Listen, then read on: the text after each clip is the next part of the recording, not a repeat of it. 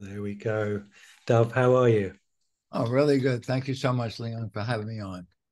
Absolute pleasure. It's lovely to see you on my screen here with your big backdrop that I've come to notice and be so familiar with through all your work. And yeah, it's been a beautiful process for me getting to know you online. And I was saying to my wife, showing her sort of some WhatsApp messages or Messenger and saying, look how generous you are in your spirit. You sent me so many messages and links and extending yourself to say, here's my number, here's my email, I'm available at any time. And watching your videos and stuff, you just seem to be active nearly every day, helping someone somewhere in the community.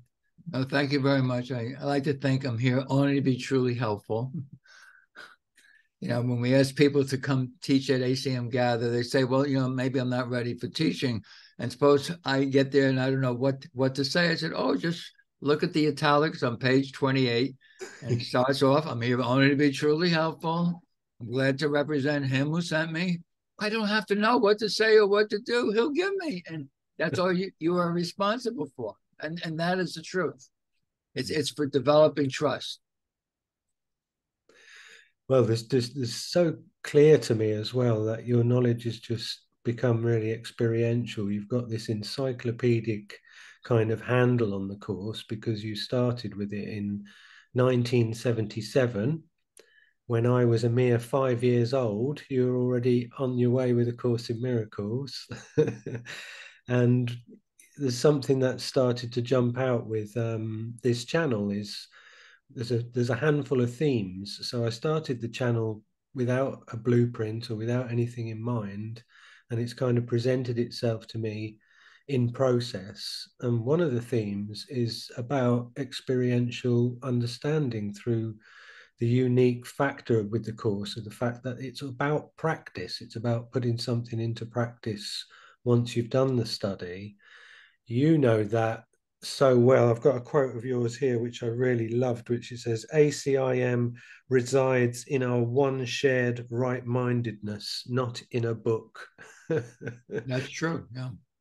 And I think, I've just seen that demonstrated in your approach in terms of like, it's so far beyond a theology of sitting and learning and looking at a book, and it's experiential now, isn't it? And it's practice and it's advice and demonstration through teaching. Yeah, that kind of explains, like when when I was talking about developing trust, that's what teaching does. It develops trust. And there's a line in the Course of Miracles.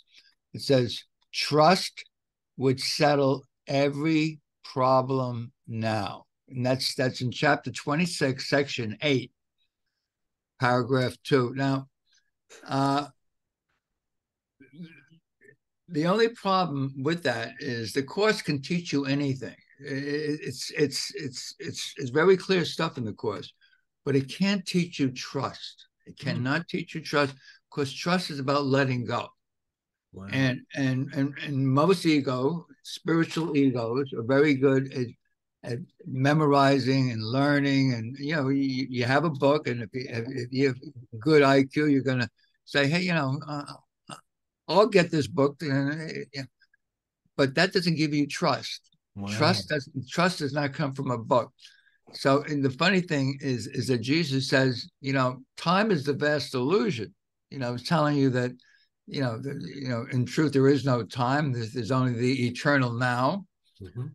But when you get to the teacher's manual in section 4, it talks about the 10 characteristics of God's teachers. Yeah. And the only one that you're responsible for is trust. That's the first of the 10.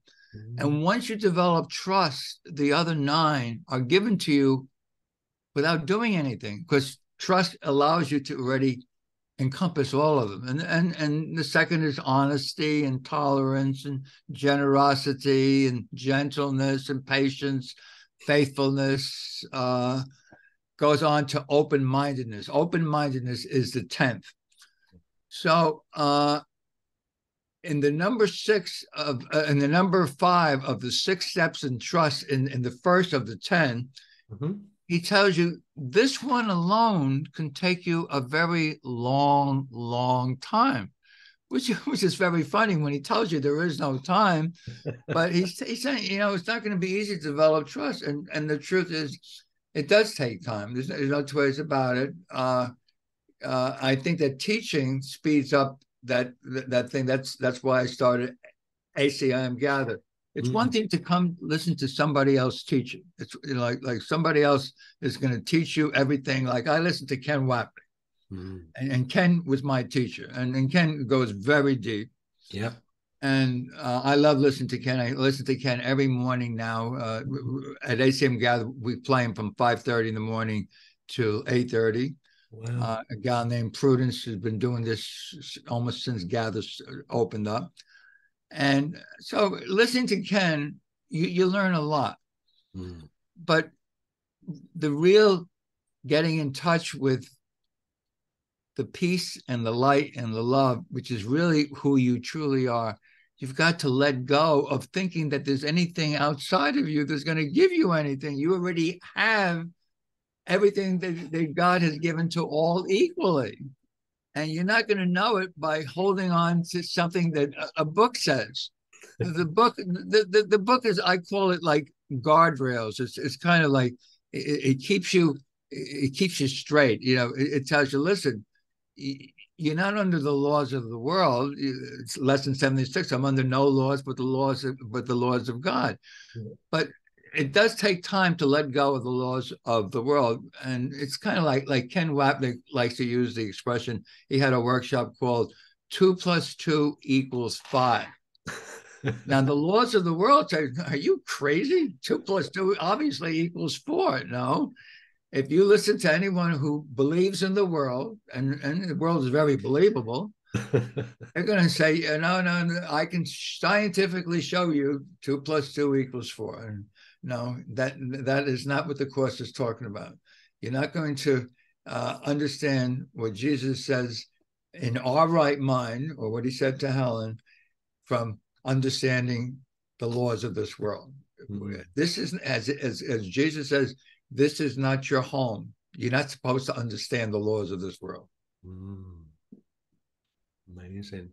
So how would you advise somebody to work on trust then, with your knowledge going back to 1977 and everything that you've been through? Well, I mean, basically, that's how I came to start ACM Gather way back when the internet first opened up.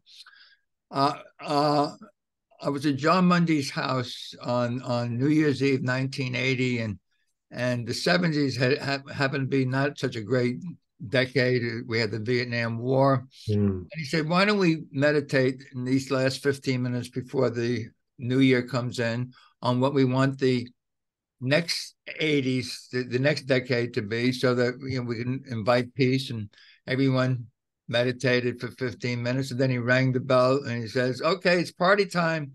Everyone got up and went into the other room. And one gal said, in my meditation, I got to start a Course in Miracles group in my home, and David, will you lead it?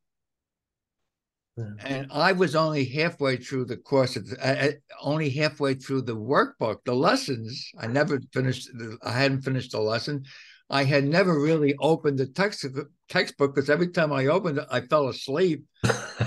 And normally my ego would actually say to me, you can't do that. What do you know? And out of my mouth came the words, okay, I'll do it. And that only came because I had done several courses at S prior to and the courses at S was to get the ego out of the way. I had done an advanced course called the course for people who wanted to teach S to newcomers. Okay. And so I took that, and I figured if Werner wanted me to teach S to newcomers, or introduce, it was called guest seminar leaders. If he wanted, he's got to do something to make me ready to represent S.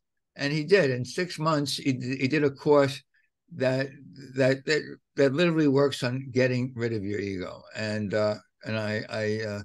I'm not saying I'm ego free. I'm not saying that. No, I I understand. certainly have an ego. But on the other hand, that's what allowed me to say, okay, I'll do Yeah. it. When someone asked me a question under normal circumstances, I said, what are you, crazy? I can't do that.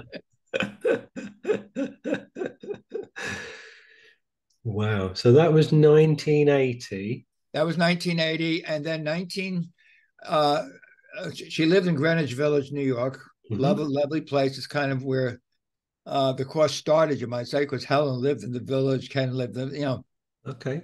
and in a couple of years, we had like 20, 25 people coming on a Monday night to listen to the course. And I was the moderator. And we had people saying, well, what do you think he means by that? And why is this true? And always thinking that I knew something that they didn't know, always asking me questions. And I don't know how this came to be, but it came to me like to say, you know something, why don't we all take our place as a moderator and take turns, and each of you Yeah. be a moderator and take a turn. Wow. Two, Yeah. 3, 4 years later, the people that were asking all the questions became teachers of other teachers. And Mm. one guy, Bob O'Donnell, he was a rear admiral in the U.S. Navy. He one of the guys asked all the questions.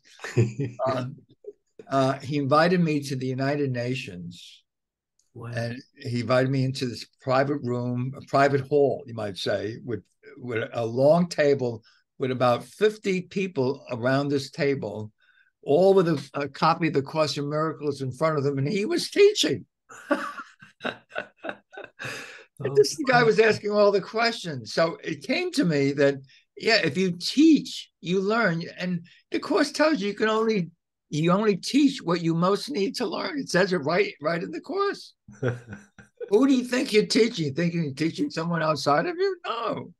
So when the I kind of stopped teaching in group format back in the late '80s, but when the internet opened up another 7, 8, 9 years later, Mm.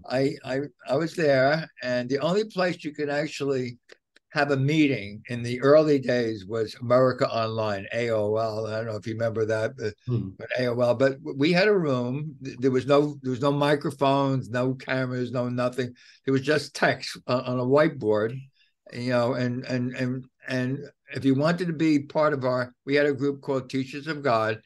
If you wanted to be part of the group, you took your turn as a teacher. Wow. And this went on for a good 3, 4 years, and then two things. Two things happened back to back. Gary Renard came into New York. John Mundy brought him into New York to meet the people in the New York Miracles community, and I met Gary, and I said, Gary, do you want to come teach at ACIM? Gary said, sure. So he was there in October, and he had a big following at this point from the disappearance of the universe. But his people could not get into AOL. You had to be a member. Right. You couldn't get into AOL without being a member of AOL. Right. So they said, how come you're in AOL? Why aren't you on the internet like everybody else? But there's no real places on the internet to teach. Yeah. I thought. A month later, David Hoffmeister and I were talking. I said, David, you want to come teach for an evening at AOL, which is the Teachers of God? I said, sure. He also has a big following Yeah. saying the same thing. How come you're in AOL? Why don't you come out to the internet? So so so we can be there. So as it happened, I knew of a place called Pal Talk, which is still our home, Pal Talk. And I only knew it because Pal Talk has many, many different rooms. It's like a school, it's like a master class for many different things. There's education, there's languages, there's art, there's music, there's mystics, there's everything's there. And I took a room, and we called it ACM Gather. Mm. And if you wanted to be there as anybody can come, but we invite people to become teachers. And the people that started with us in the very early days, like Lisa Natoli, Oh who yeah. now is the head of Teachers of God, along with her husband Bill Free. He came over also a couple of years later, but she started in 2005 doing one session, and by the end of the year, she was doing 3-4 sessions a week, because she realized that by teaching, you start listening to Spirit speaking to you and through you, and your teaching becomes so much wider and more expansive. Mm. And Regina Dornakis started with us also in 2005. She was really in corporate business prior to that in Boston. She started with us in 2005, and today she has a huge ministry, the same as Lisa. So once you develop trust, Spirit is speaking to you and through you to all. So that's what I would recommend to anyone. Start teaching. Start, yeah. Instead of listening to others, I mean, you can listen. I listen to Ken Wapnick, but that's but the way you actually hear from Spirit, from your right mind, your Gotcha. right mind is always here right now. The ego mind says, well, always looking at this and looking at that. Mm. If you want to be completely open-minded, and that's the name of one of my books, The Open Mind, Loving Yourself. Wow. Yeah, The Open Mind, Sure. Loving Yourself. And I don't know if that you can see it, but you can't see it because of the thing. But it's The Open Mind, Loving Yourself. And it's really no difference in my first book, which was really not something I didn't author these books, even though my name is on as the author. They Right. came they came through me, because in that first time on AOL, a gal named Belinda Vujovic copied and pasted everything I said for 3 or 4 years, and she took it to Kinko's, which makes a book for you if you want, like, you make one book. She made 2 books, one for me for my birthday and one for her, and she called it Into Oneness, and you can't see it, but Ah, there got it. Yeah. into Oneness, thoughts and prayers on the way, and we got it published through a vanity press, but they left it on Amazon for $20, and I always said a softcover book like this should sell for 14. So a good friend of mine who was doing the course at ACIM Gather said, I'll publish the same book and give you the same book. And we'll call it The Open Mind. I called it The Open Mind, Loving Yourself. So it's the same book. And I didn't write either one. It came through me. Wow. It came through me. It was channeled, or whatever word you want to use. No, I think I can totally understand what you're saying Yeah. because Yeah. And I always say, please, this is not a book to read cover to cover. It's not. It's, okay. it's a book you use for divine guidance. You close your eyes, Hmm. because it's Spirit who was speaking to me, and you ask for guidance, and you open the book, and wherever it opens, on the left and on the right, is your guidance. And it opens What have up you to got? page one. It opens up to page 150 and 151. Give us a bit, please. And 150 says, it is really a biggie to give up your identity. How our grievances are only an aspect of our wanting to be right about something, and the cost it has on us, our health, and most important, the delay or the cost in wasting time for our awakening to fulfill our purpose of being here. And that's on page 150. And on the other part of the guidance on 151, it says, A Course in Miracles says you have a choice. You can either be happy or right. Choose one, for you can't have both.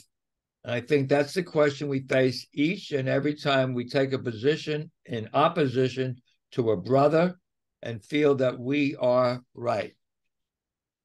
And Amen. that's one of my all-time favorite lines in the course. Do you want to be right, or do you want to be happy? Choose one. You can't have both. And that's so pure and clean. It really is. Only the ego wants to be right. Spirit says, I just want to be happy. That's a really good point. And there's so much humor, isn't there, in the way the course is written, and it's got a wonderfully authoritative kind of energy. in terms of like the sense that it gives you an arm around you. It's not authoritative in a way to kind of put a cap or a lid on your expression of yourself, but it's kind of like it just feels like elder brother energy, doesn't it? But with Yeah. humor and The perfect thought and word is always with you. mm, That is the truth. yeah. Yeah. If your purpose is truth, what comes through you is always perfect. If your purpose is to win, spirit is not with you. It's to me, it's all about equality. Yes, I've got that written in my notes. Please talk Yeah, about that. yeah, equality. Because I think the one chapter, if you want to take a look at one chapter in the course, is 31 chapters. Chapter 25, it's called The Justice of God. Mm, And that whole, it's 9 sections long. And each section is really a beautiful way of looking at how God sees and thinks. And either all prosper and gain or none. right, That's how God sees and thinks. right. This is for all because we're all one. Mhm. It's impossible that I win and you lose. Impossible. It can't be. That's only in a dream. That's only in a dream. I'm dreaming that I win at your expense. That's impossible. Amazing. So equality is something Yeah. that, like an umbrella term or an overarching symbol in your language. Well, well, well. The course uses equality a lot, but it uses sameness even more. Sameness, oneness, Mm, equality. Those are different words, but they're all the same. mm, I always say, Webster made a lot of money on words, and Jesus also uses a lot of words, but so many words mean the exact same thing. The exact same thing. I mean, Webster would never tell you that words mean the exact same thing. No, no, this means this and this means that. No, that's the ego.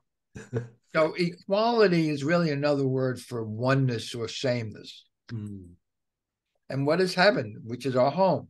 mm. Heaven is an awareness of perfect oneness, right out of the course, Yeah, an awareness of perfect oneness. yeah.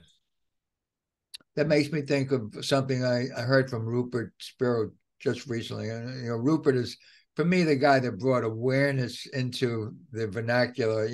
Yeah. And he's not a coarse person, but because of Bill Free and some other people, the Course of Miracles now sees Rupert Spiro and awareness very much the same as we look at being in A Course of Miracles as our oneness. So he said something recently that it really had me realize it was absolutely true. Mm-hmm. He says, the illusion is not going to go away. So, like the world, the buildings, the oceans, the rivers, the trees, the flowers, it's going to be here. It's not going away. Our ignorance is going away. Our ignorance is going away.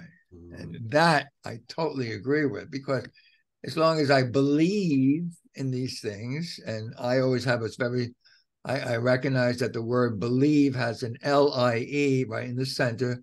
Yeah. Every belief has a lie right in the center. As long as I believe, well, of course that's important. It's important that he has a house up on the hill, and the rest of us is down here. And how come I don't have a house on the hill? Well, Gotcha. yeah, I mean, there's always going to be in this world of illusion the haves and the have-nots. That's part of a world of inequality. Inequality.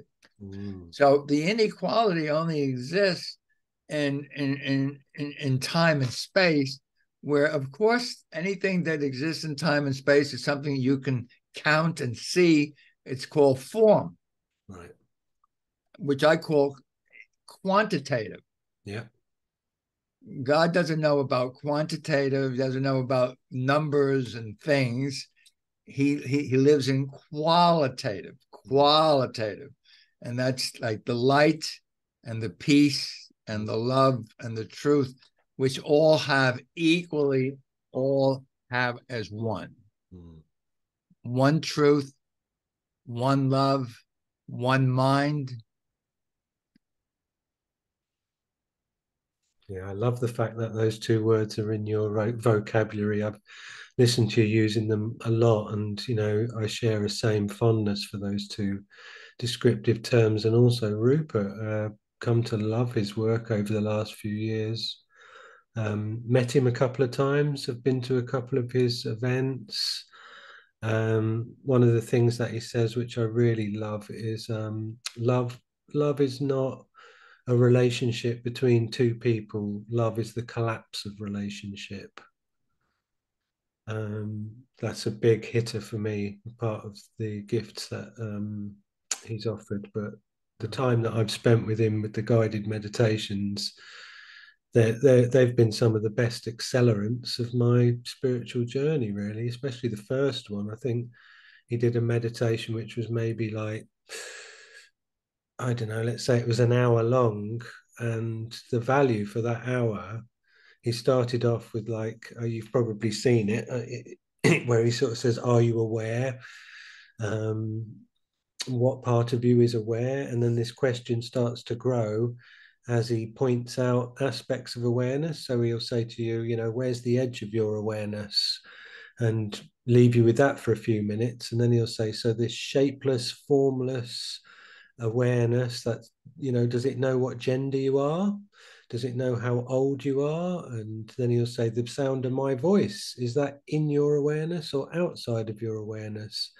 And every time that he introduces a new element to the question he's posing to you, the question itself then contains that. So he'll say, this ageless, formless, androgynous awareness does that, blah blah blah. And by the time that had been presented to you for like an hour in a very calm environment, yeah, I had a social meeting afterwards. I was going to see some friends afterwards, and I ended up just getting in touch with them and saying, I'm not coming, because I stayed at this event for about 9 hours, just sort of wandering around in the fields at this festival, listening to music and eating food, and just holding this beautiful piece that Rupert had sort of brought to the room, really, with his gentle sort of technique. And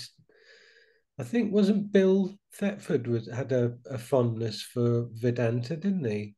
As far as Oh, Bill Thetford, a fondness for what? the Vedanta, which Rupert Oh yeah, taught. absolutely. Yes, Yeah. yes, yes, yes, absolutely. Yeah. Rupert said one other thing, which I heard just recently, which I totally agree with. He says, God doesn't need your prayers or your devotion. God only wants you to be happy. Now, that's right out of the Course in Miracles, Lesson 101. God's will for me is perfect happiness. Yeah. Lesson 102 is, and I share God's will for my happiness. So we have one will Yeah. to be happy. Yeah. I mean, and then lesson 103 is the cherry on top.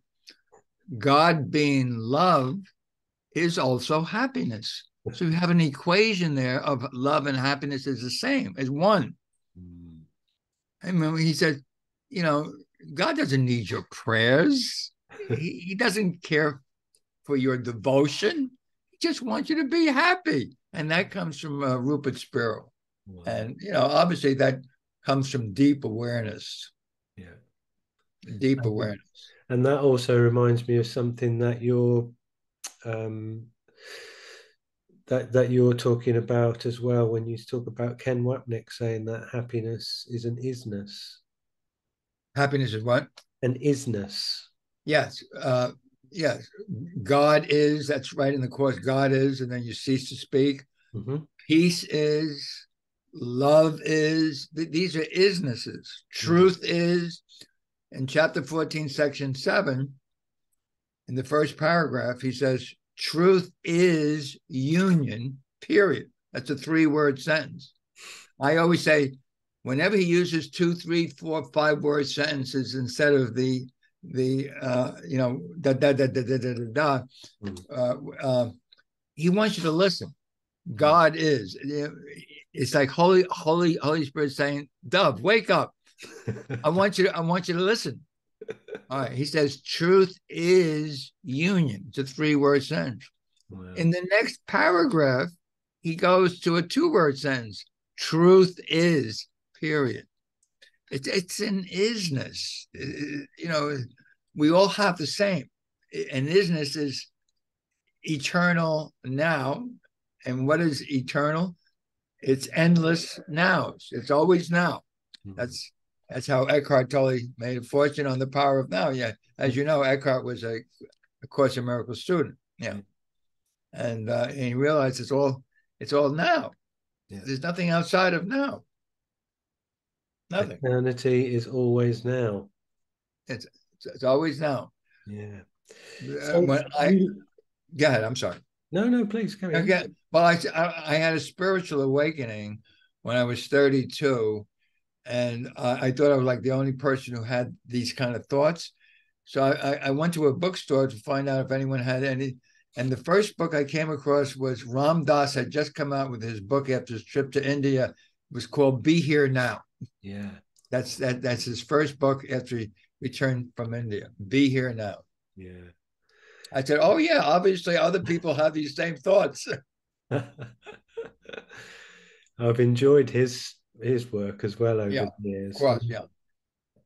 Kind of like a following on from what you and I were talking about prior to pressing record about the Course in Miracles offering us what we need in our entirety for everything that it contains. There was an article by Robert Perry that I read I don't know whether it was a year or so ago, and at the time I was like really thoroughly dining at the spiritual buffet, and also taking in lots of neuroscience stuff and quantum mechanics, and just taking full advantage of the library on YouTube, really. And the fact that in my working day, because I've mastered the skill of what I do to the point where I can separate my physical activity from my mental activity, I can listen to 5 6 hours a day of material at work, and study and just devour all this stuff.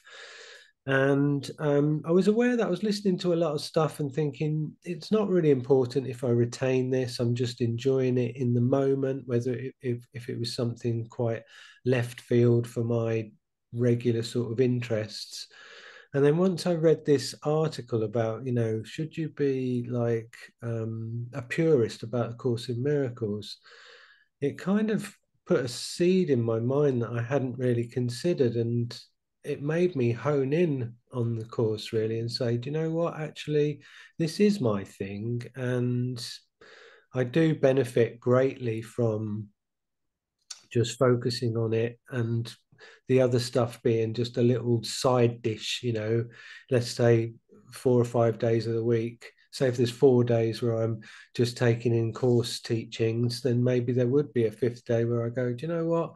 I'm going to go off piece today, and I'm going to listen to something from the World Science Fair, or listen to some quantum mechanics. Donald Hoffman, who's someone I really like, or Bernardo Kastrup, who's a modern philosopher, the Jungian stuff. I love Carl Jung, and then dip into that, enjoy, and then come back, because I've never ever been presented with anything in A Course in Miracles in 30 years where I've gone, or I feel like I've got to the edges of the understanding, because as it's explained to us as like being a living document that meets us where we are, every time we come back to it with our awareness expanding, what appears on the pages as words has got a deeper meaning, because we've removed more of the interference to the awareness of love's eternal presence. Um, I may have gone your particular direction, except I came across a lesson 189, Mm-hmm. which says, "I feel the love of God within me now." And in paragraph 7, which for many people, paragraph 7 of lesson 189 is a paragraph. It was Ken Wapnick's favorite paragraph, and I didn't know that. I didn't even know Ken Wapnick at the time I came to lesson 189, paragraph 7, and it goes like this. It says, how do you feel the love of God in a world that looks like this? I mean, there's a lot of stuff going on. I mean, there was war then. There was always been war. But, how do you feel the love of God in a world like this? And he says in paragraph 7, he says, simply do this. Be still. Mm. Take no thought of what you are and no thought of what God is. So he's telling you, you got to clear your mind of who you think you are, who you think God is, and get no thought. Hold on to nothing you've learned from this world. Nothing that you ever thought was true or real or good or right. Nothing you were ever ashamed of. And then he says, let it all go. Hold on to nothing. And then he says in the next sentence, forget this world. And then he says, forget this course. And I had done enough work from learning how the ego operates. Yeah. I said, wait a minute. No self-respecting ego would ever give you 1,300 pages in those days, 3 books, and tell you to forget what I gave you. This can't come from the ego.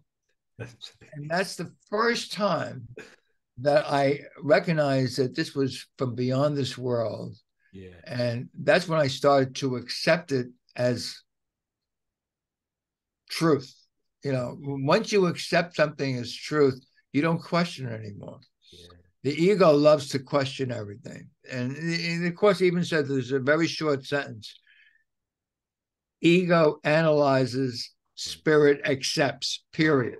It's a 4-word sentence. Yeah. I mean, I got into acceptance. Acceptance. In fact, my favorite paragraph in the course is from lesson 135, paragraph 18. Okay. And it starts off, what can you not accept if you but knew that everything that seems to happen, all events, past, present, and even to come, are gently planned by one whose only purpose is your good? That's my favorite paragraph. So once you get into acceptance, you can start smiling and laughing a lot more. But as long as you're into resistance, like, well, I wonder why he says that, and you analyze it. That's the ego loves to analyze, because the ego's only job is to keep your mind busy, to keep you from knowing you have a mind. Because if we knew you had a mind, you could choose a different teacher. Yes. That's exactly what lesson 5 is, which is Ken Wapnick's favorite lesson. Lesson 5, I am never, and whenever you hear Jesus using the word never or always or only, Spirit says, listen, Yeah. I am never upset for the reason I think. And you might say, well, why not? I mean, the guy didn't deliver the package on time and I lost money. Why should I be upset? I am never upset for the reason I think. I'm upset because I'm listening to a crazy voice telling me to be angry and upset and attack somebody. That's amazing. I'll tell you what's so interesting about that. Just in the last week, we've had so much well, I'll say bad weather. You'd have to put a characteristic of a definition to weather, which is obviously just weather. But we've had a lot of rain and a lot of wind. Like, it's just been unrelenting for weeks and weeks. And I tend to be pretty much in a good place of joy for most of the time, through clearing the traumas and through doing the work and the self-study and getting over things from childhood. But in my day, if I do hear that ego voice turn up a bit in my mind, I can guarantee you that is in always in relation to the fact that I need to have something to eat, or I need to take 5 minutes and just compose myself because I'm feeling a bit tired. So I was doing something the other day and the wind was blowing and it was making something outside, like a sign we've got hanging up, bang against the wall. And I remember this sense of like hearing that noise and thinking, the sense of like that's an annoying noise, or that noise that's doing that to irritate me. This sort of rationale. And I thought, how interesting is that? Because it's an inanimate object.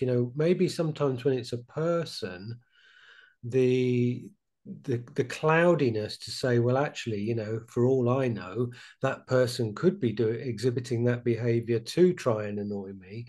But when it's an inanimate object being blown against the wall in wind, how could that have a motivation to want to disturb my peace? So it was very evident that the origin was coming from my mind, and then the projection of the thought was creating the judgment to decide that a banging noise was something that was meant to irritate me. And I listened to this whole sort of mechanistic kind of process that the ego is trying to present from a position of not being consumed by it. And I thought, wow, that's quite fascinating, isn't it? Yeah. Uh, I can relate to that very well. I have Oh, tinnitus. so do I. Yeah, you do Yeah. too. Okay, so Yes. my left ear, I see it's on your left ear, I think too. Yeah. Mm-hmm. Okay. It came to me in 2007. I used to have a headset listening to ACM gathered teachers, and Right. someone got on and screamed bloody murder right over the headset. And from that day on, I had tinnitus. And if you know tinnitus, people call it the devil's siren, and some people just can't stand it. Mm. And to tell you the truth, it doesn't bother me at all. And basically because I don't pay attention to it. Yeah, same. I pay no attention to it. Now I hear it because I'm thinking about it or I'm talking about it, so I hear it Yeah. now. But Yeah. on our normal talking back and forth for the last hour, I didn't hear it at all. Gotcha.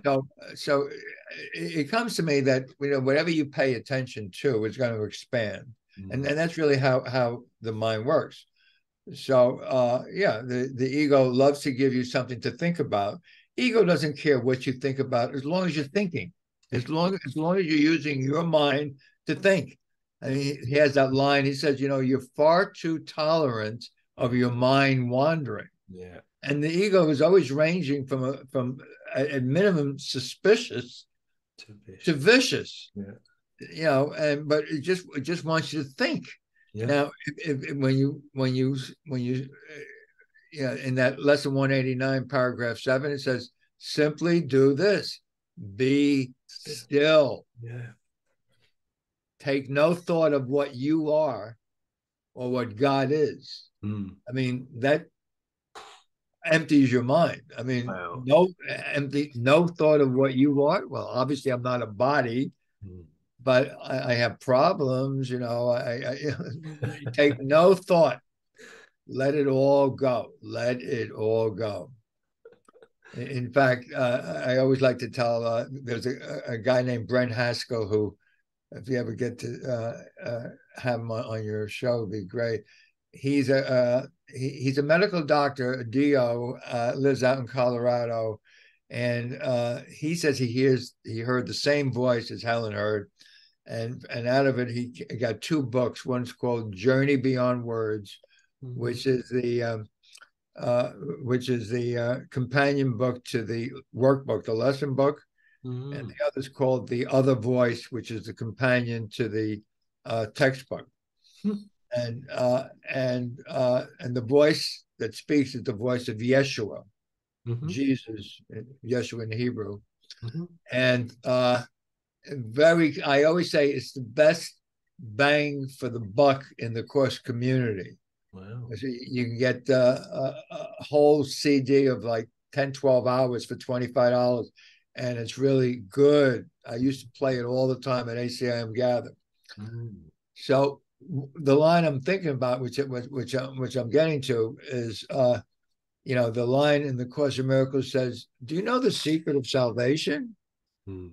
The secret of salvation is you're doing this to yourself." That's right out of the Course of Miracles. Sure. So I'm listening to the same voice, Yeshua, speaking in the Journey Beyond words. He says, "Do you know the secret of salvation?" I'm saying, "Oh, he's going to tell me the secret of salvation is I'm doing this to myself." He doesn't say that. He says, Okay. "The secret of salvation is relax your mind, release your thoughts, and let go." And that's the same thing that we're talking about, Yeah. because the mind is holding on to all this stuff. Mm. And what is salvation? Salvation is simply letting go of guilt. Mm. Your mind is just holding on to guilt, whether it's talking about it directly, but it's blocking everything else. Mm. You don't know you have a mind. As Ken Wapnick, the ego loves to keep you mindless. Because Mm. if you had a mind, you could say, "What am I listening to this stuff for?" Yeah. And I guess as well, in terms of turning the dream into the happy dreamer or becoming the happy learner, if you trace back the origin of this story that we're told, the concept that we're given about dreaming, to say that, you've taken a sense into a dream of feeling guilty. It's almost like you can't remember what you're guilty about. But in this dream, you're projecting, there's like a theme in the dream of guilt. And if somebody could tap you on the shoulder and go, "You're feeling guilty because for a split second you thought, oh, I wonder what it would be like to exist without God in separation." And just a tiny little fraction of the one mind within God had that thought. It disappeared in a second, but in this second that's been stretched out into these billions of years, into these universes, or however that space-time combination is presented to us, and fragmented and projected and divided, and to create all of this substance to try and shroud that thought, to perpetuate it.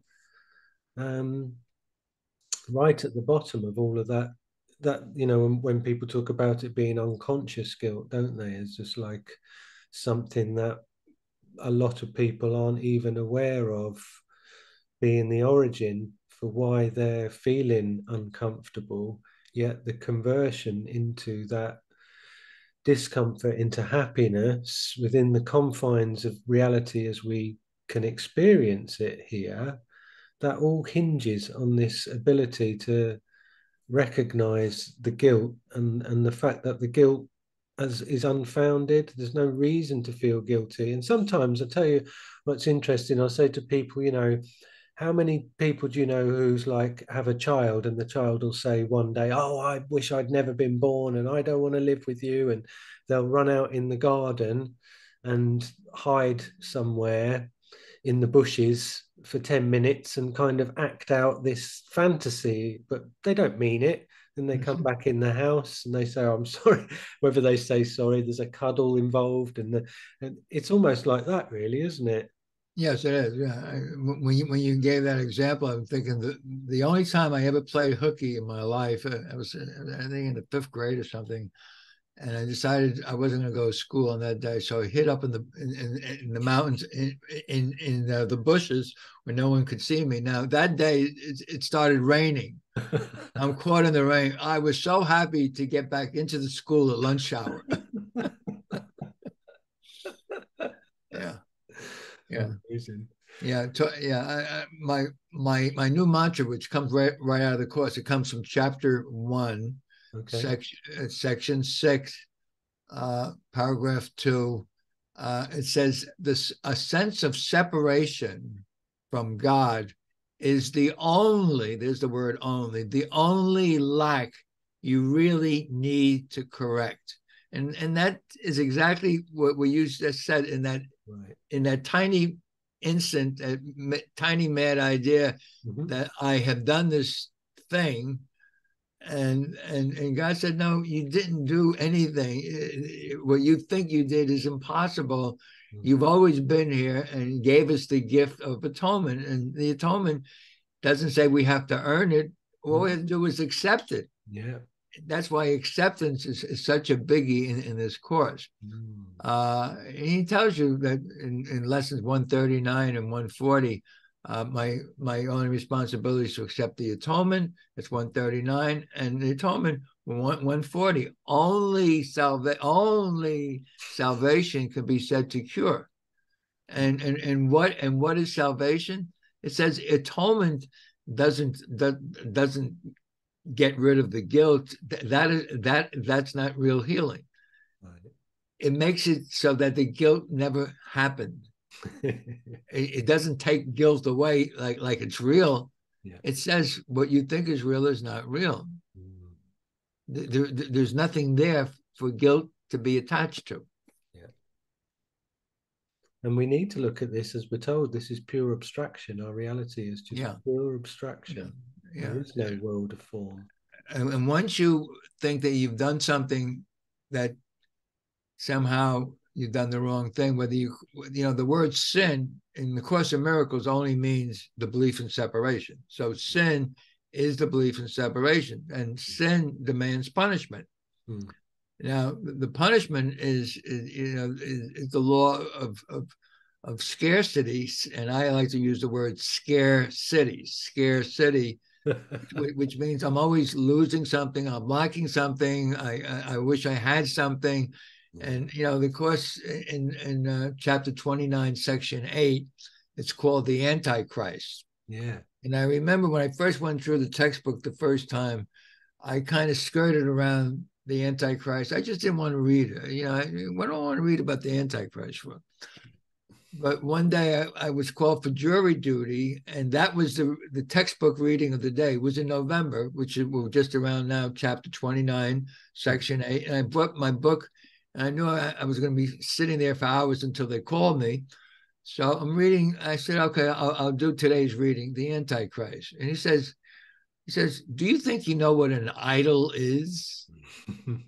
He says, no, you don't know what an idol is, because the purpose of an idol is to be obscure, so you don't even know you're idolizing it when you have it as an idol. Wow.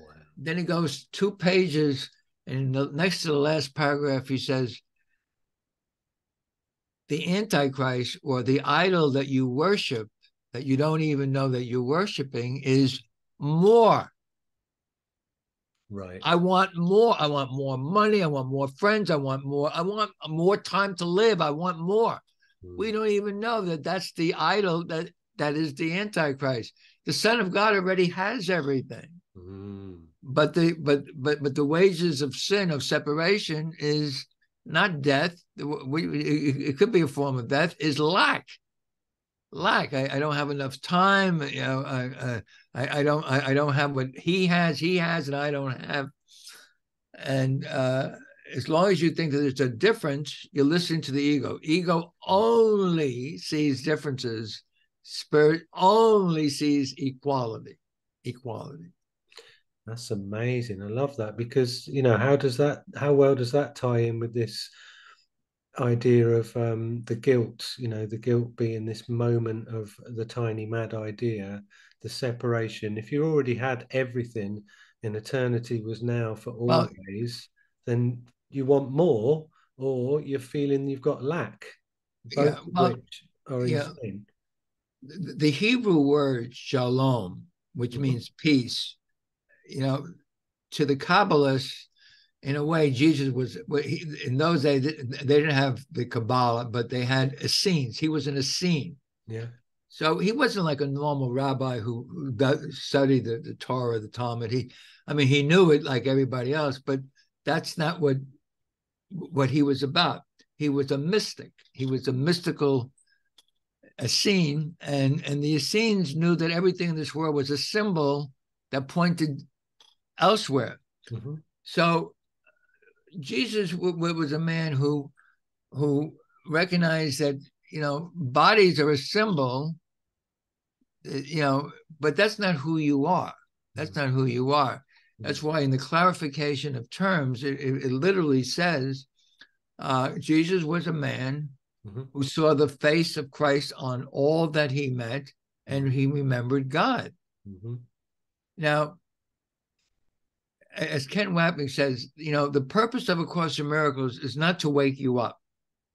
The purpose of the Course in Miracles is to have you have a happy dream. You become the happy dreamer. You don't take the world seriously. You aren't a body anymore. You are the dreamer of the dream. And if you're the dreamer of the dream, you can choose anything that you want to see and see what it is you want to see in it. And if you choose to see the light, you'll see the light.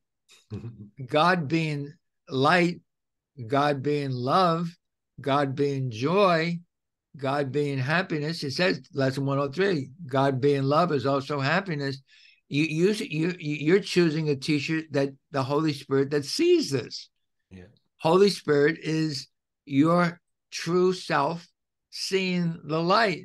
It doesn't see the body. Holy Spirit doesn't see bodies. It sees the light, sees the peace, sees the love. And I think one of the most incredible sections of the Course. I heard about atonement many moons ago. I kept saying, but Jesus, I know I'm supposed to accept the atonement, but what is the atonement? I don't understand. What is the atonement?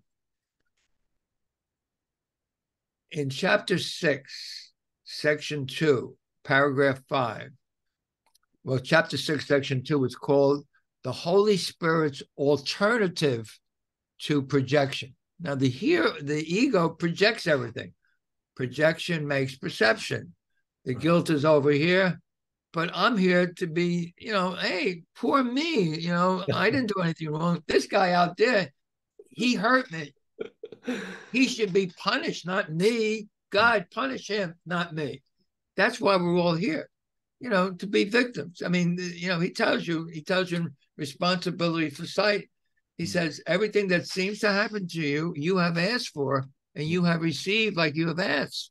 Yeah. And then he says, deceive yourself no longer. Stop deceiving yourself that you are helpless in face of what is done to you. Acknowledge that you have been mistaken. Yeah, you're mistaken, and all effects of your mistakes will disappear.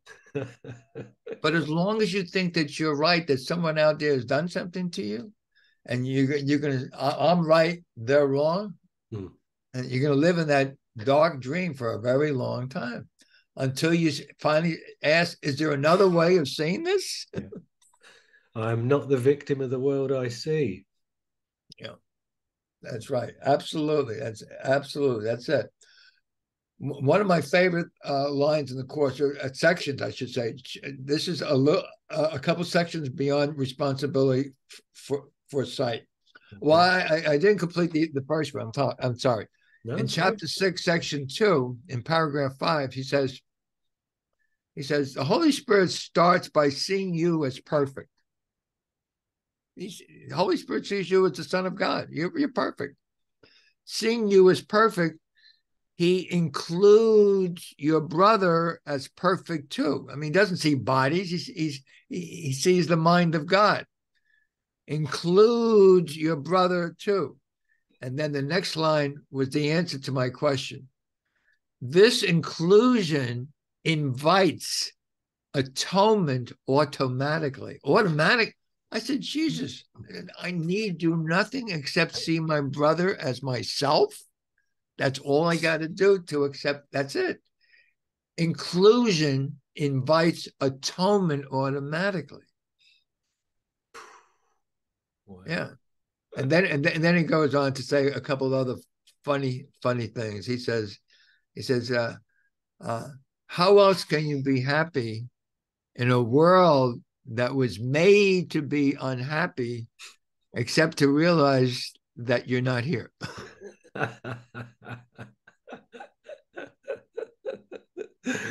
There's the humor again. Amazing. So you've got a great attraction for the one-liners, as you call them. Are these like Yes. as you're talking about when you're referencing the sentences that are 3 or 4 words long? Do they fall under your description Yeah. of one-liners? Yeah. The reason for that is the course is like a hologram, a hologram, like the world's a hologram in a way Yeah. too. But let's look at the course. Yeah. Jesus tells you I can sum up this entire course for you in 3 lines. He tells you that in the introduction. I can sum up this entire course for you in these few lines. What's real can't be threatened. Yeah. What's unreal doesn't even exist. Herein lies the peace of God. Yeah. Now, as a hologram, it takes you through the whole course. He's saying the same thing over and he repeats himself hundreds and hundreds of times. Back when I first started ACM Gather in 2004, we invited all the great course teachers at the time. There was Robert Perry, there was Reverend Tony, there was John Mundy. I go on and on. David Hoffmeister. There was I'm trying to think. I well, I don't think we. Yeah, I think we could invite in Carol Howe. I'm not sure. There was the disappearance of the universe. Gary. Gary. Gary came twice. David Hoffmeister came twice. We got to we were going through the manual for teachers, and we were in those days we were only open on Sunday. I think it was Saturday night and Sunday, and we did one section, and there's like 29 sections, and we got into the end of the manual for teachers, and we got into the clarification of terms, and I saw the first one is the first thing is mind spirit. And I took a look at it. I said, "Oh, this is perfect for Ken Wapnick." And I knew Ken pretty well. You know, he came from New York, even though he was out in California then. I said, Ken, would you mind coming to do Mind Spirit? He said, "Well, I'm not too good on the internet." And my partner at ACM Gather then was a woman who lived in Palm Springs, only an hour north of Temecula, where Ken lived. Yeah. She said, "Oh, don't worry, Ken. I'll come down to Temecula. Use my laptop. I'll put us on the. All you got to do is talk." He said, "Well, I'll think about it." Well, by Thursday of that week that we had the Sunday meeting on Mind Spirit, Linda said to me, "Ken hasn't called me. I don't think Ken's going to be doing it." So I said, "That's okay. One of us will do it." So she says, "Well, if you want, I happen to have Ken Wapnick's talk on Mind Spirit." She said, "But before he does Mind Spirit, there's the introduction to the clarification of terms, the introduction." Yeah. And I don't really like introduction, so I passed right. I didn't even know there was an introduction. I passed right over it. I don't like review lessons. I don't like introductions. I passed right over. I said, "He did an introduction." Yeah, I'll play it for you. So she plays the introduction and goes for a half hour on one page, page 77 of the Manual for Teachers. And Jesus starts out with, "I'm really not interested in philosophical speculation. I don't really care about the metaphysics." He says, "I'm not even interested in precise terminology, what like the words mean.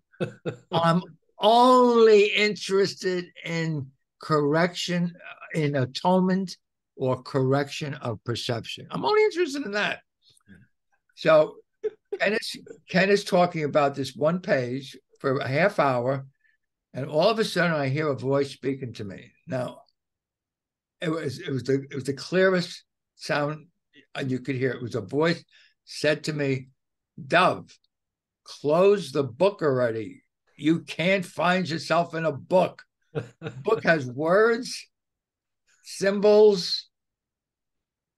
You're not a word, you're not a symbol, you're not a concept. Words, symbols, and concepts are in books. That's not who you are. Close the book." It was at that point that I realized that I got to start developing trust. trust and just being and seeing what Holy Spirit gives to me to say and share. It's not in the book, exactly what we said here early. It's in our right mind. Yeah. But because I had done 27 years up until that time, reading the textbook and the lessons and the manual for teachers, I realized there was a lot of one-liners and some paragraphs that, because the course is a hologram, if you remember one line, like, do you want to be right or do you want to be happy? Yep. Choose one. You can't. It gives you it opens you up to the entire course. Gotcha. And I developed what I call the 12 core themes of A Course in Miracles, which I did way back in 2004, along with Linda. We came up with the original 12, and since then it's expanded. In the original days, it was only a couple pages if you printed it out. Only 2-3 years ago, it was 12 pages, and now I was told it's 20 pages long. Because we do add one-liners. I add some Ken Wapnick one-liners. I have a couple of one-liners from me, Dove. But for people who say, the textbook is so dense, you really can't get into it. I agree. I told you I used to go to sleep. But these one-liners bring you right to what it is that you need to know. In other words, you don't need to know 1,300 pages. You only need to know a couple of one-liners, some paragraphs. They say the same thing over and over and over. It isn't that there's 1,300 pages of new information. It's the same information. As Eckhart Tolle says, you don't need more information. Form, yeah. Words, concepts, they're all form. Yeah. You don't need more form. You need the content. And, there's a line in the Course that don't confuse form with content. Yeah. The content is very simple. The form is, ego loves form. Ego lives in form. Ego is form. Yeah. Nothing so blinding. Yeah, nothing, exactly. Thank you. Nothing so blinding as form. And also, that ties in with the quantitative and qualitative yes as well. Qualitative and quantitative is the same thing. Yeah, form. Yeah, it all ties in. It all ties in, truly. The Course is really simple. In fact, in the textbook, he uses chapter 31 to sum up the first 30 chapters. And the very first section of chapter 31 is called the simplicity of salvation. Yeah. Simplicity. He's telling you it really is simple. As Ken Wapnick says, it's simple, it's not easy. It's not easy because we've lived eons in the laws of this world. Eons. And it's not easy to let it go of the laws of this world. What I find is easy is my willingness to accept. And I told you how I accepted it. Until I got to lesson 189, I thought this was a book like any other book. Yeah. I mean, there's many authors out there, great books, great understanding, great learning, Shoyam Trungpa, all kinds of good stuff. But the ego is involved. And because I had done the ES training, I realized if the ego is involved, it's not always the truth. And also, that phrase that we hear about any good teacher wants you to how's it normally said? It's kind of said yes, he wants you to go beyond him. Exactly. Thank you. Yeah. Exactly. Yeah. Exactly. They don't want to keep you shackled to the teachings. It's any good teacher wants you to go beyond. Yeah. Yeah. Ego doesn't want you to go beyond for sure. No. And I'm thinking as well, what was it? You're probably familiar with it, but there was a quote that somebody almost caught Ken on the hop one day, or maybe they thought Ken was going to say something very cerebral and very sort of deep and prolonged, and they were like, Ken, have you got? I get the impression it was almost like, Ken, could you quickly tell us what's the course all about, or how could you sum it up? And he just stood and he went, just try and be a bit more kind. Or something like that. Does that very good? Yes. Okay. So That's one of the one-liners from Ken that I have in my 12 core themes. Oh, amazing. Yeah, he says,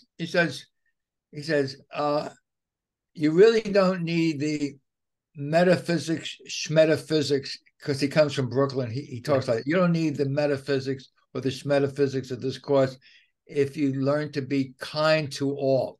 I think the actual line, if you are kind to all, the key word is all. Anyone could be kind to your family. Yeah. Kind to maybe your next door neighbor. Yeah. If you can be kind to all, you have no need of the metaphysics, schmetaphysics of this course. That's right. Kindness created me kind.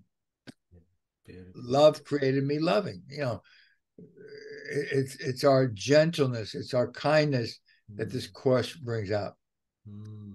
With acceptance and trust. Yes.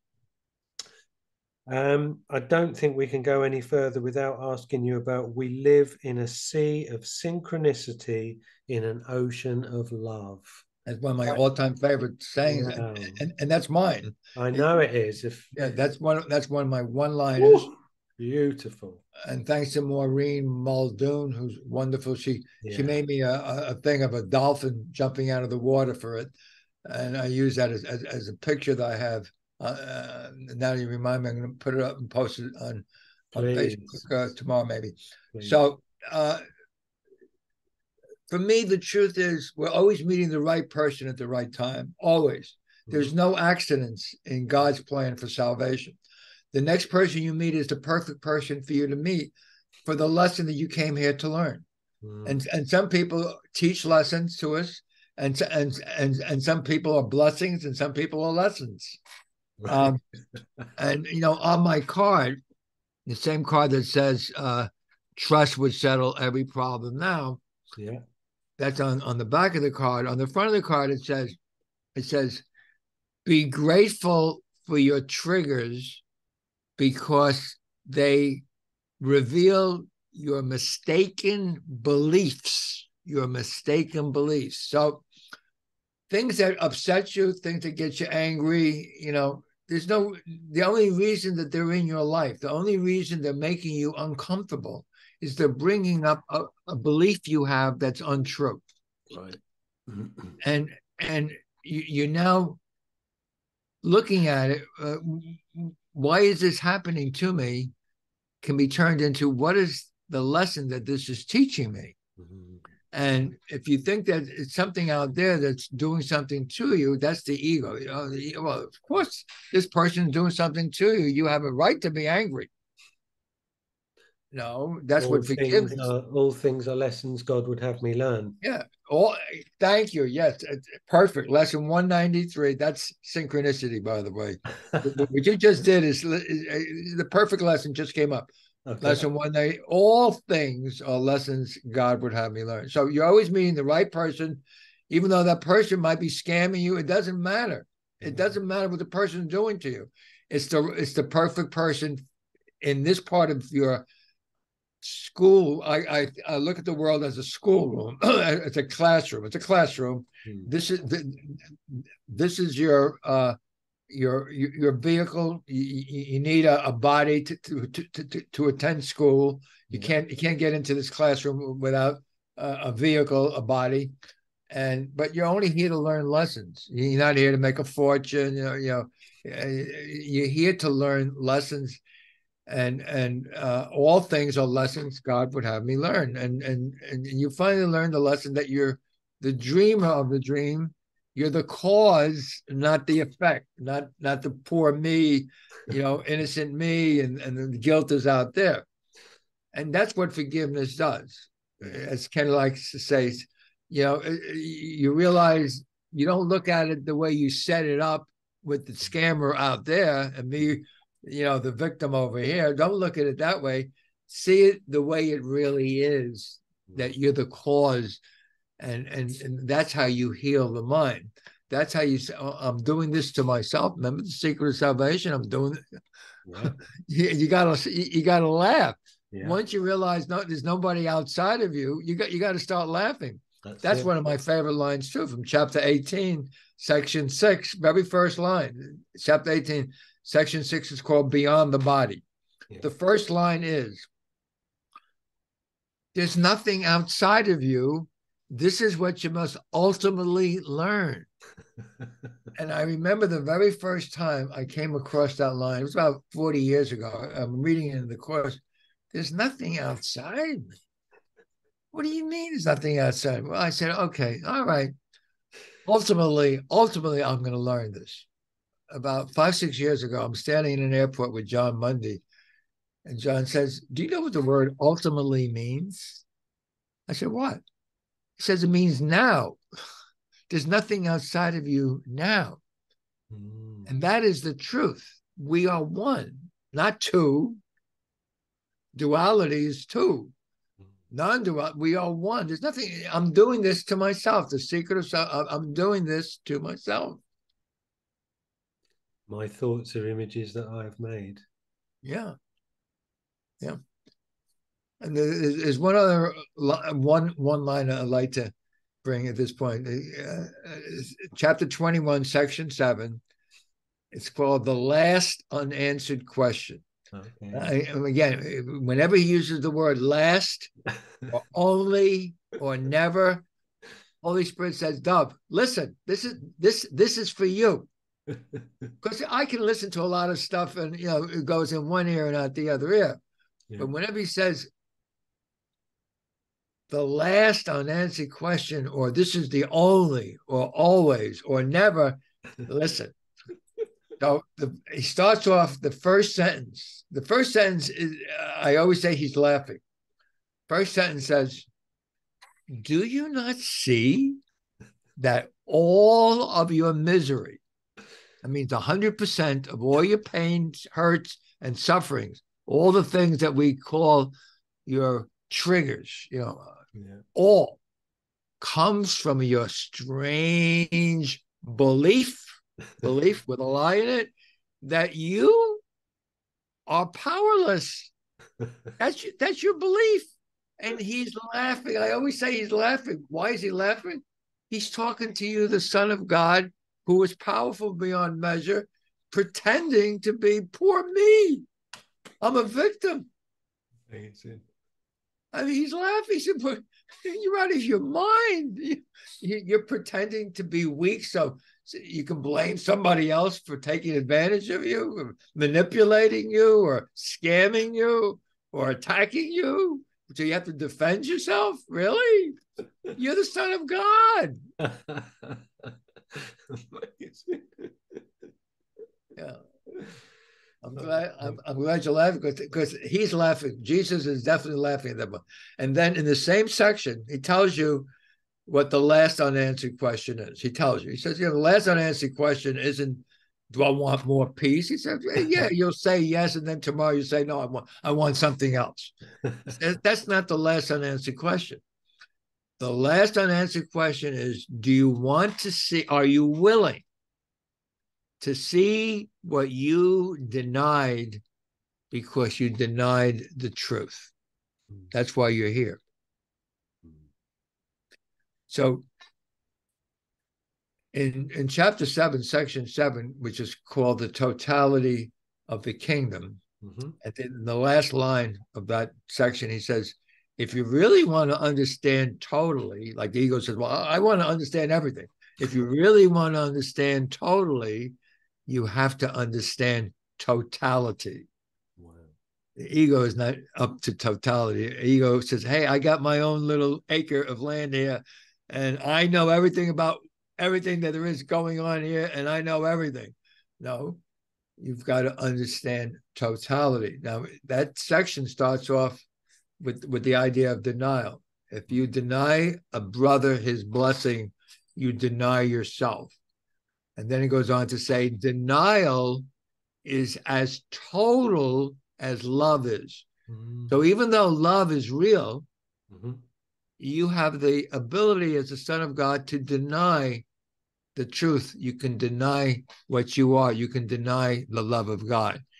And that denial is as powerful as the love of God. So you have the power as God's son to say, no, I do it my way.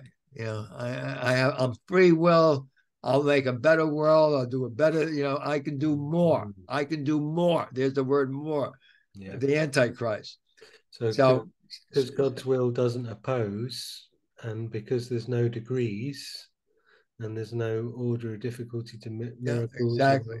no order of illusion, reality to illusion, denial can cast that same screen or the sort of blanket to the same degree that love can be complete. Denial can be a complete drawing of the curtain without the slightest little crack coming through. Perfect. Yeah. That's synchronicity, by the way, what you just did. That's synchronicity. Okay. Yeah. So the idea of synchronicity, we live in a sea of synchronicity. Like the next word is always the perfect word. The next person is always the perfect person within an ocean of love. The truth is, we never left the love of God. That's the ocean that we swim in. But there's a little sea of synchronicity that everything that happens perfectly. The ego says, "Well, you crazy? I met this person and he robbed me. Why is that perfect?" If you listen to Byron Katie will say, "Hey, it's his money. He has it. It's his." I mean, it was mine, but obviously he needs it more than me. How do I know? Because he has it and I don't. I love Byron Katie as a teacher, by the way, and she never did the course, Yeah. but her mind is the exact same mind. Mm. So, what else have I got here? That's I tell you what, I'd like your take on, Dove. Is have you heard Tam tell the story about how the word surrender isn't in the course? Who was it that said that? Tam Morgan. Oh yeah, you're right. So she relays a story about the first time that the online edition of the course was ready to be used, and to demonstrate the use of it, she's sort of showing someone the format, and she says, thinks, right, think of anything, and I'll show you where it comes up in the course. So, off the top of her head, she just said surrender, and she typed it in. And it's not there. Yeah. Not there once, and she thought that there was a glitch with the program because she's like, hey, but then he doesn't use the word surrender anywhere. And it's been an interesting question that a few people have put their perspective on. And in fact, there's a very nice comment from one of the subscribers.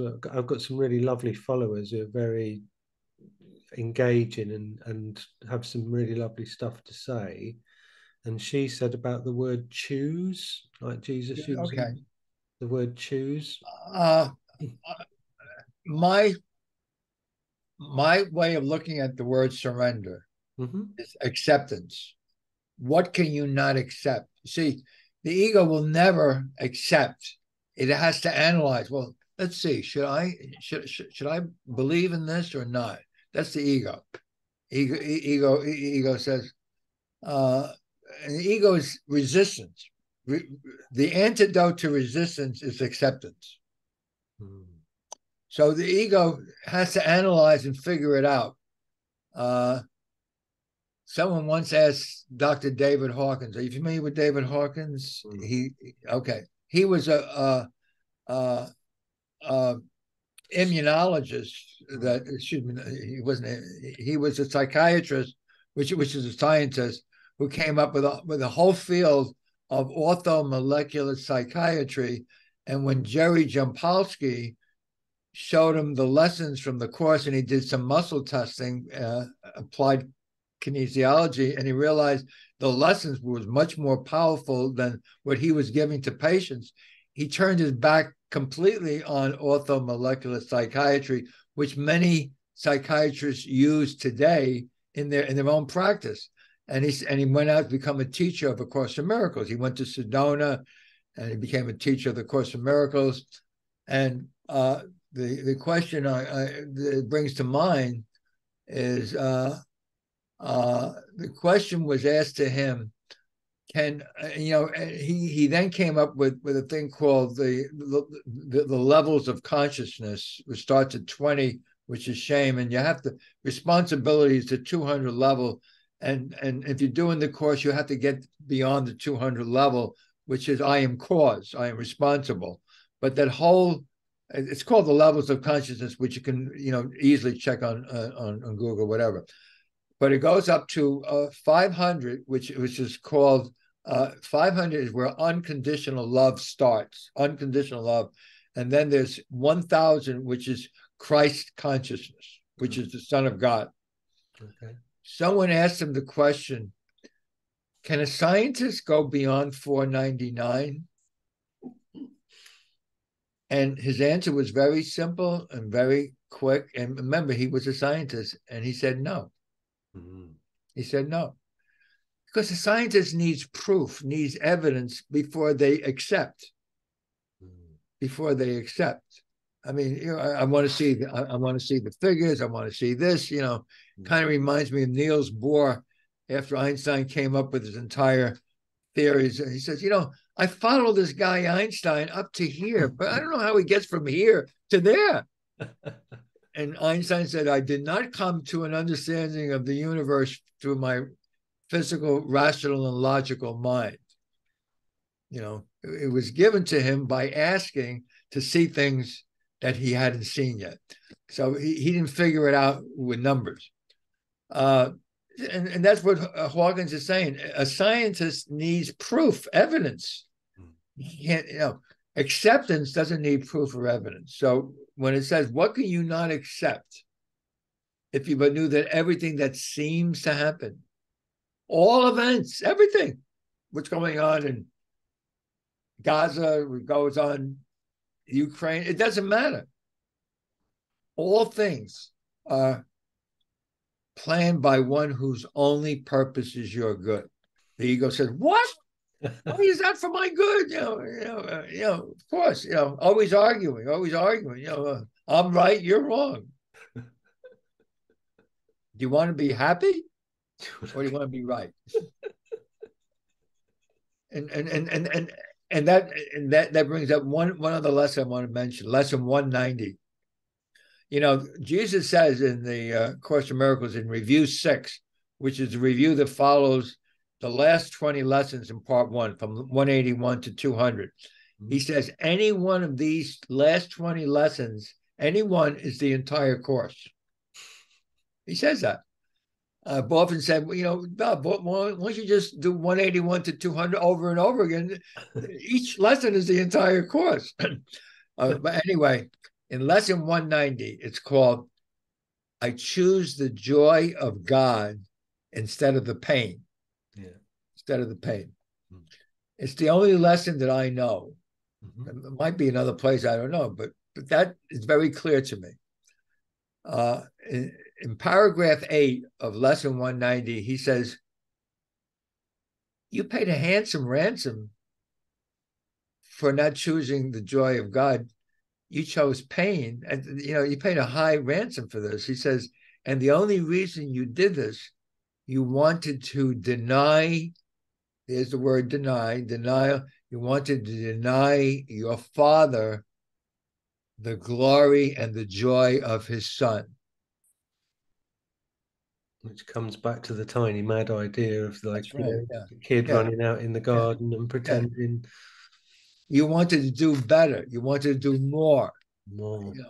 Lack, to be separate. You aren't good enough for me. I want more. I want more than everything. Yeah. Right. So now lesson 190 says I can choose the joy instead of the pain. It gives you a chance to choose again. As you said, choosing is really, that the will of God. It's not that God has a separate will and I have to choose God. I'm choosing my own will. God's will and my will is the same will. Yeah. In the ego mind, well, that's ridiculous. Of course, I have free will. Of course, I can choose whatever I want. And that's why the last chapter, chapter 31, last section, section 8, is called "Choose Once Again." And he says, where you have chosen faulty in the past, you're given another chance now to choose once again, to choose correctly.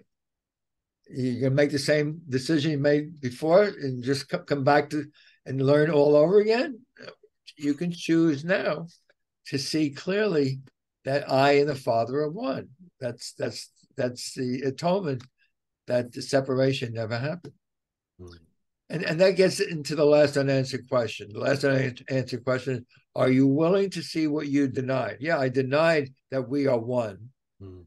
Now that you have denied it, deny the denial. That's a double negative, gives you a positive. After a negative, you give another negative. I deny the denial, and now I'm back home. Literally, I denied the truth, and now I deny that denial. Wow. Yeah, that's the last unanswered question. That's like tying a beautiful bow around the gift, and I think, you know, one of the I think, like, reductionism, you know, the sort of, if you think about simplicity and the sophistication of simplicity and reductionism, of, like, you know, right from the first time with me with the Course in Miracles, 1993, and the way it's presented, of, like, in that introduction, as you've explained earlier, as lots of us experience the introduction, there's something in that introduction that's so arresting, that just speaks to the right mind, that just flicks a switch, that lights up a spark from a memory from outside the dream, of going, hold on a minute, there's some, what, you know. And then all of these 1,300 pages, 365 lessons, and and then, because I like to say to people, it's like, you're in a museum and you're looking at a statue. So say, like, you're just the workbook, for example, there's 365 points around that statue where you can stand and see that statue from a certain angle, in a certain light, blah blah blah, and everybody kind of benefits. You've told us where your favorite points are around that statue, I've got mine, everybody has theirs, but it's one statue, it's one thing that we're looking at from all of these different places.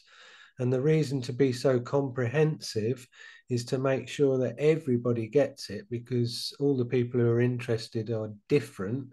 So therefore, symbols and language, the past that makes up associations with words and events, all of that imagery, the concepts, the metaphors, it needs to be extremely malleable and have an elasticity to speak to the whole community of people who are going to be drawn to the system. But ultimately, our goal, and I think the reason that I'm feeling to say this, is obviously through the experience of talking with you for an hour and a half, and also watching and listening to so much of your stuff in the last few weeks in the build up to today, focusing on your work. And the same with Carol Howe, the same with David Hoffmeister, Gary Renard. When you get people who are saying to you, hey, listen, I've done this for 45 years. And I suppose even myself, I can say, well, I've done this for 30 years. And it's almost like you take a book that big and you're shrinking it right down until, as you've said, the whole course is in 3 words, or it's in 1 paragraph, or whatnot. Okay. Yes. The idea that whatever is said is always really truly the perfect thing to be said, because I had a bout of cancer 10 years ago, and I had probably more of a dose of chemo than I should have had, based on it's almost another story, based on my height. I'm 6'4", and my weight then was 230. It's now 180. That was a good side effect of the cancer, by the way. It was a benefit. I lost 50 pounds in about 3 months, but that's a different story. Anyway, I found myself, because the chemo put me into a hospital because my immune system was brought down to almost zero. They had to bring my immune system back up. I was in the hospital about 2 or 3 days, and the doctor comes into the room and says, you know, your vitals are getting better. You'll probably be out of here in 2 or 3 days. So I had never really been in a hospital before overnight, except to have my tonsils out when I was a kid. Mm-hmm. So I'm sitting in the hospital bed, and I say, Holy Spirit. I talk to Holy Spirit when I'm alone. Holy Spirit, I know I'm going to be out of this hospital in a couple of days, but why am I here? Why am I sitting in a hospital bed? And I hear a voice saying to me, as clearly as I'm speaking to you right now, you are perfectly cared for.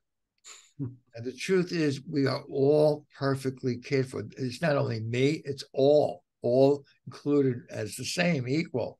We're all perfectly cared. This is a classroom we come to, and the classroom is as it says in the manual for teachers under trust, in the second paragraph under trust, section 4, it says the teachers of God have trust in the world.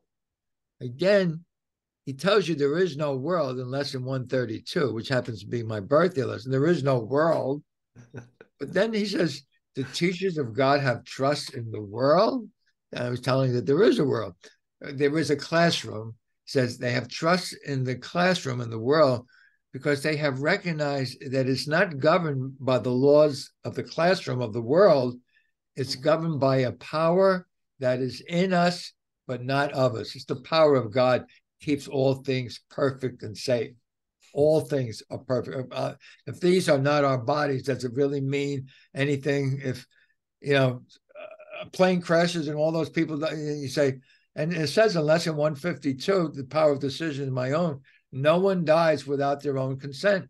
No one dies without their own consent. Lesson 63, there is no death. So why am I concerned? Why am I afraid? Why am I worried? We are all perfectly cared for. We're here to learn lessons. When you learn your lessons, it's time to go. You don't have to keep hanging on, because I want to live longer. It's making me think there's no I in God. Whoever said that, I think that's right. brilliant. There's no I in God. Exactly. But I do believe in the I amness. Yeah. The I amness. The am. It's mostly from India, from guys like Ramana Maharshi, from Nisargadatta, who writes whole books on I am. And I noticed the two letters AM from am is the two middle letters of the word same. Same. So we are all the same. I am, we are one and the same, equal. If you want to just back on that thing, the word surrender is not there, but the word acceptance to me, is a simpler way of saying, I let go of who I think I am and I accept what I am. I let go of what I think I am, a body, dove, born, lives, dies. No, that's not what God creates. God creates spirit, the same. I am spirit. Lesson 97. I am spirit. 3-word sentence. Lesson 93 starts off, you who think you're the home of sin, darkness, and evil, when you're really the home of peace, light, and joy. And then 94 says, I am not a body, I am as God created me. And 95 says, I am one self united with my creator. And 96 is something about salvation, And 97 says, I am spirit. 3-word sentence, I am spirit. We are spirit. Yeah. Spirit is eternal. It's timeless, changeless. But we who think that we're a body, hey, listen, I used to be young and wild. Now I'm old and senile, you know. So your appetite for sharing your course understanding, it's not waned, has it? I think, No. from Well, it really comes from I'm truly helpful. I'm here to be truly helpful. mm, And I feel the only reason I'm here is to share it. mm, I do counseling, and I do counseling based on the thing that's on my card. Be grateful for your triggers. Now, everyone has triggers. Everyone has upsets, things that they can't get over. I'm still angry. I can't. I can forgive it. I can't forget it. Now, if you look at the things that upset you, those are the very lessons you came here for. You didn't come here to walk through the world totally in bliss. And in fact, I always like to talk about, there was an Englishman by the name of, he was an immunologist, a scientist, Edward Bach. I think it's Sir Edward Bach. The Bach flower remedies, which oh yeah, you're familiar with. yeah. People used to come from all over the world to say, please make me a vaccine against this and a vaccine against that. And, you know, and he thought he was doing something good.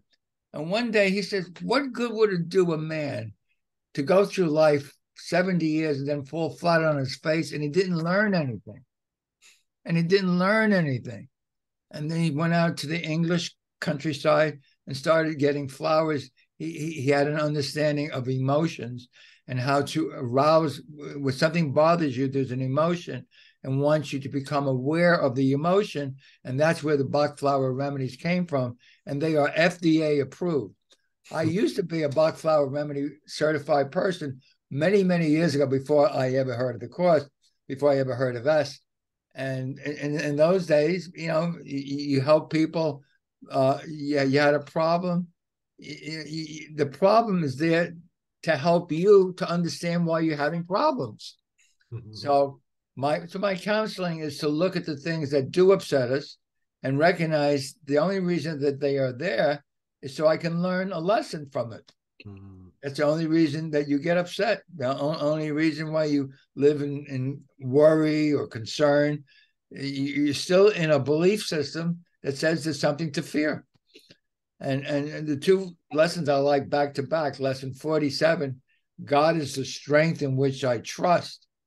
I mean, he says, if you're trusting in your own strength, he says, you have a lot to fear. He tells you. He says, who are you to be trusted? You know you can't be trusted. He tells you that in paragraph 1. In paragraphs 2 and 3, he said, but if you're trusting in real strength, you can let go and know that you're safe. And then 48, which follows, he says, there's nothing to fear. And then he says, this is a fact. And he doesn't use fact a lot. mhm. Although I then did the count on the FIP thing. Yeah, Actually, he uses it 72 times. But he says, I know. this is a fact. There's nothing to fear. And then he says, as a disqualifier, he says, unless you still believe in illusions. So if you still believe in your body, you still have a lot to fear. Well, lesson 46 is my favorite. Oh, what is that? Yeah, I'm sorry. That's all right. God goes with me wherever I go.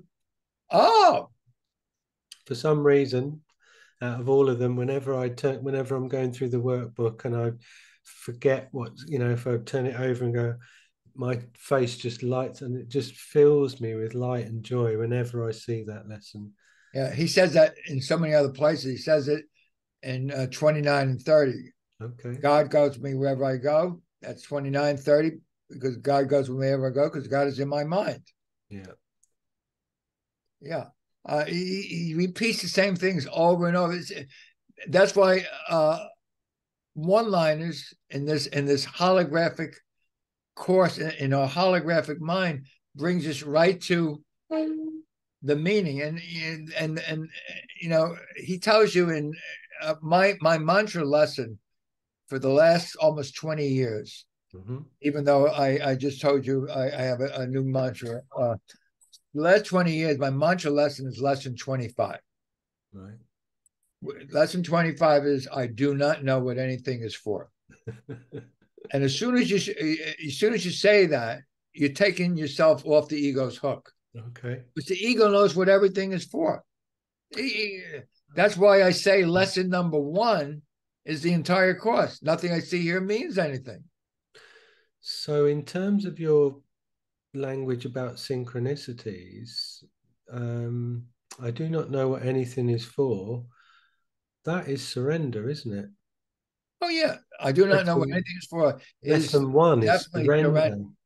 Yeah, But if you say surrender and the ego's like, let's say the ego's like got one eye open or it's pretending to be napping while it thinks that we're having a moment of peace, if it hears the word surrender, its ears are going to go up like a rabbit, aren't they? And it's so, surrender is said, you could say, in I don't know how many lessons, but just certainly strikes me there to listen to you reference lesson 25 of like yeah, that is surrender. I don't know what anything's for. In fact, even I'm only here to be truly helpful. That's surrender, isn't it? yes.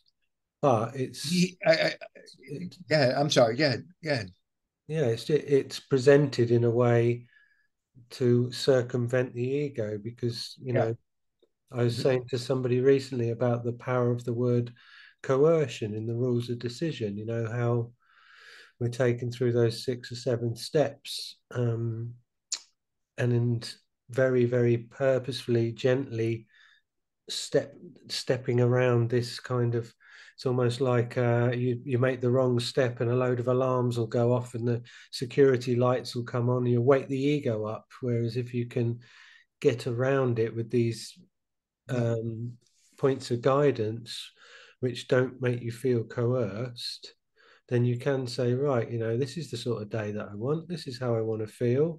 It went off track. Okay, why is that? All right, then. Well, if I do, and yeah, when you look at those steps for the rules of decision, it's really, really powerful, really purposeful, but also very cleverly gentle. yes, And yes, again, surrender is part of that as well, because that's what's involved. All of this is surrendering the I, isn't it, yes. into the one. He starts off lesson 25 with a 3-word sentence. And you know how I feel about 3-word sentences, right? Mhm. Purpose is, and I think the is in italics, purpose is meaning. And if you listen to Ken Wapnick, only purpose has meaning in this world. Only purpose. What is your purpose? If your purpose is truth, everything is given to you perfectly. If your purpose is to be right, which is the ego's purpose, you can be sure you're gonna go on, and you're always going to be right at somebody else's expense of being wrong. But if purpose is truth, everything is given to you perfectly. Later in chapter 4, I always like to say it's easy as 1, 2, 3.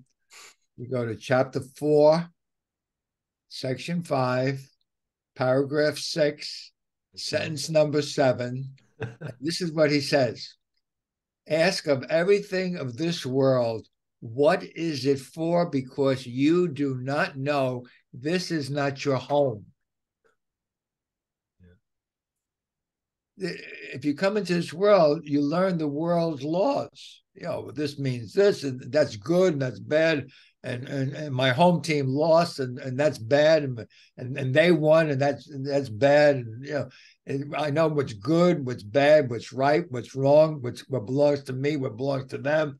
These are the laws of the world. And then in lesson 76, he says, I'm under no laws but the laws of God. God doesn't know about us, them, you, be, good, bad, right, wrong. And, like in the Avatar, the Avatar says to the woman, he says, can you tell your God to favor our side? She says, our God doesn't have sides. Yeah, I mean, you know, good, bad, right, wrong is about opposites. A world of opposes, world that opposes, a world that conflicts. It's exactly what the world is. The world that opposes, conflicts. That's what war is. another David Hawkins line.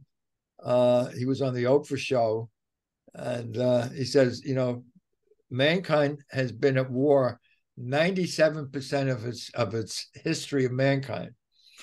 Oprah says, does that mean that there's hope in the other 3%? He said, oh, no. Man was too poor from the financial depression and too sick from plagues to go to war. In other words, whenever he can go to war, he's at war. Oh, God.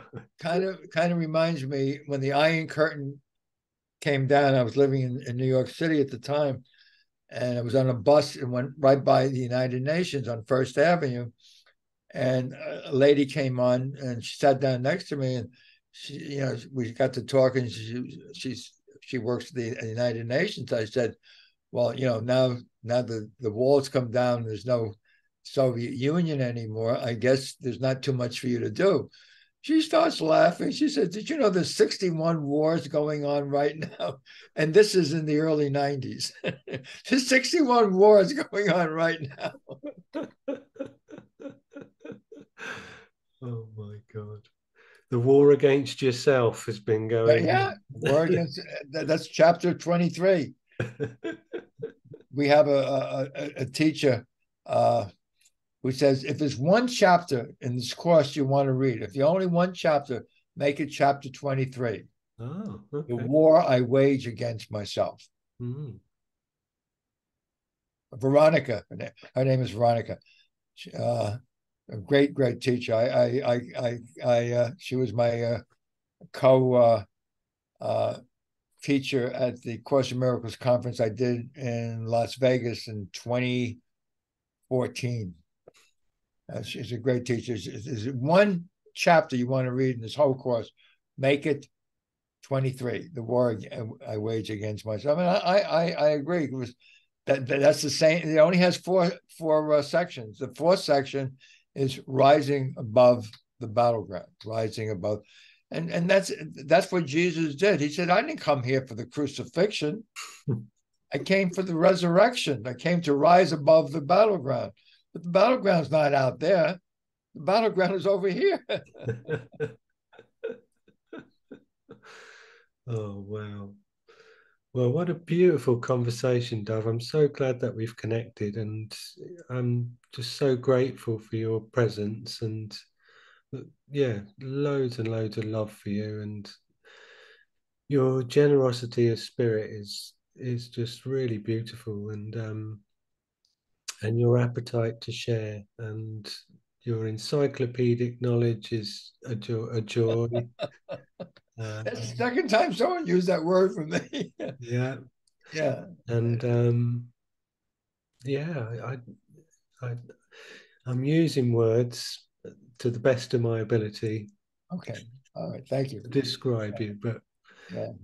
you're beyond words, and it's been an absolute joy and a pleasure. Thank you so much. Yeah. I want to thank Laura who brought us together. Mm. She said, have fun with Leon, and we've had fun today. I mean, I really enjoyed every minute. Oh, brilliant. Yeah, likewise. Thank you, Laura. We love you. And thank you, Dove. And I look forward to our continued relationship because the I'm always here connection. for you. Always here with you and for you. Amazing. Well, you take care and have a lovely rest of the day. I'm going to say goodbye to Happy as well, Yeah. wherever Happy is. Somewhere near your feet, I would guess. Is she? Is he? Yeah. Just 6 o'clock now, 11 o'clock in Brighton. Yeah. Is 6 o'clock one of Happy's meal times? Yeah, he's like me. I'll, I'll get there when it's there. Yeah. Amazing. Have Yeah. a beautiful evening, my friend. Love you. God Thank you. bless. A Thank blessing to everyone who listens, and to all, we are created equal, all created the same. Thank you. you. Amen to that.